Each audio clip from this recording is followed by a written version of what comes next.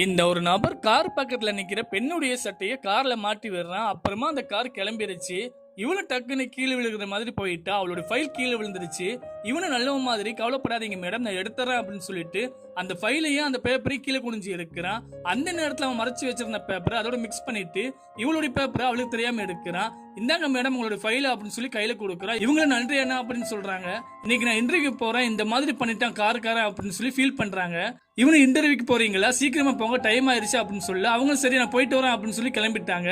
அந்த மேடம் போன பின்னாடி அவன் எடுத்த பேப்பரை கீழே தூக்கி போடுறான். அப்புறமா அந்த கம்பெனில அந்த மேடம் உட்கார்ந்து இருக்காங்க. அந்த மேனேஜரை பார்த்து நான் இன்டர்வியூக்கு வந்திருக்கேன் அப்படின்னு சொல்றா. ஓ நீ இன்டர்வியூக்கு வந்திருக்கேன், இந்த ட்ரெஸ் போட்டு அப்படின்னு சொல்லிட்டு அந்த ஃபைல கையில வாங்குறான். அப்புறமா அந்த டாக்குமெண்ட் ஓபன் பண்ணி பாக்குறான், அது ஒண்ணுமே இல்ல. நீ கிளம்பி இதுல ஒண்ணுமே இல்ல அப்படின்னு சொல்லிட்டு அந்த டாக்குமெண்ட் தூக்கி போடுறான். இவனை எதுக்கு சார் அப்படி சொல்றீங்க அப்படின்னு சொல்லி கேட்க, இதுல எந்த ரிசுமே இல்ல அப்படின்னு சொல்றான். அவளும் கிளம்பிட்டா. பார்த்தா யார் இவனுடைய ரிசிம் பேப்பர் எல்லாத்தையும் தூக்கி போட்டானோ அவனுடைய ஃப்ரெண்டு தான் இவன். அவனை வேலைக்கு எடுக்கிறதுக்காக இவன் இப்படி பண்ணிருக்கான். கம்பெனி ஓனர் அந்த பெண்ணை கூட்டிட்டு வர்றாங்க. இந்த மேனேஜரை பார்த்த உடனே எந்திரிக்கிறான். இவளை நீயே அனுப்பிவிட்டா அப்படின்னு சொல்லி கேட்க, அவன் அந்த விஷயத்தை ஃபுல்லா சொல்றான். அவனுடைய ஃப்ரெண்டை பார்த்து இந்த ஓனர் கேட்கறாங்க, இது யாரு அப்படின்னு சொல்லி கேட்க, இவன் இன்டர்வியூக்கு வந்திருக்கான் அப்படின்னு சொல்றான். இந்த ரெண்டு பேருமே உட்கார வச்சு என்ன செய்றாங்கன்னா, அந்த ஓனர் கொஸ்டின் பேப்பர் கொடுக்குறாங்க எழுத சொல்லி. அந்த பெண்ணு எல்லாமே எழுதி முடிச்சுட்டு கரெக்டா கொடுத்துட்டா.